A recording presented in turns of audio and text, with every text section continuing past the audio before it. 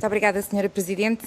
Quero saudar naturalmente a Sra. Ministra, a Sra. e os Srs. Secretários de Estado, desejar a todos que estejam de boa saúde. Sra. Ministra, ouvimos-la com muita atenção e congratulamos-nos que finalmente o Governo tenha vindo ao encontro daquilo que o PST tem dito nos últimos tempos, reiteradamente, e tenha admitido agora que afinal faz sentido uma reforma da Segurança Social.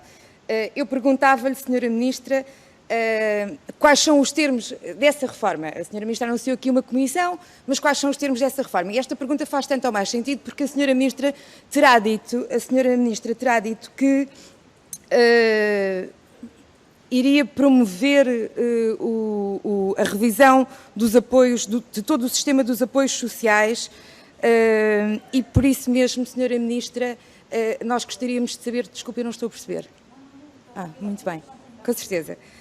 E por isso mesmo nós gostaríamos de saber, Sra. Ministra, em que é que consiste esta revisão de todo o sistema de apoios sociais que a Sra. Ministra anunciou e, a nosso ver, aconselha a prudência que o repensar e o redimensionar os apoios sociais se faça numa altura em que existe alguma previsibilidade de estabilidade da receita contributiva, o que nos pode parecer que neste momento não é exatamente o caso. Depois, Sra. Ministra, uma pergunta da normalidade, digamos assim, estamos todos a regressar à normalidade. Qual é o ponto de situação, Sra. Ministra, do processamento das pensões?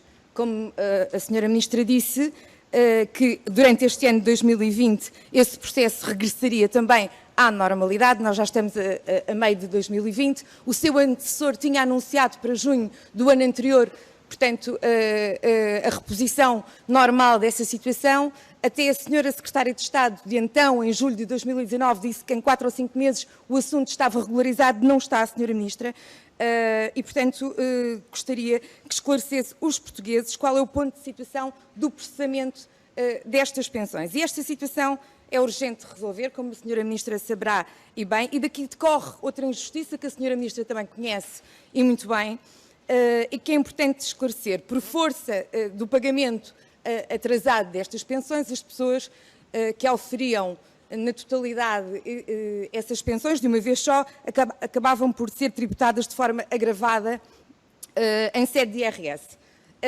O Parlamento criou aqui um projeto de lei para poder corrigir essas situações, mas o que acontece é que o Ministério das Finanças recusa-se a aplicá-lo em termos retroativos, dizendo que isso só vale para o futuro. Ó, Sra. Ministra, gostaria de saber qual é a posição do Ministério da Segurança Social sobre esta situação. Como sabe, esse projeto de lei, aliás, a tutela da altura tinha dito exatamente isso. Eu tenho aqui declarações da Sra. Secretária de Estado de então, Cláudia Joaquim, que diz que, por outro lado, haverá, e passo a citar, a possibilidade de declarações retificativas, já que uma das normas prevê que se possa retroagir ou ter efeitos a rendimentos de pensões pagos nos últimos 5 anos. E por isso, Sra. Ministra, eu lhe perguntava qual é a sua posição e está ou não está o Governo disponível para corrigir esta situação de injustiça e não só, esta situação de desigualdade no tratamento de pensionistas. Portanto, aqueles que receberam pensão atrasada até outubro têm tributação agravada no IRS. A partir de outubro não tem. Portanto, isto é uma desigualdade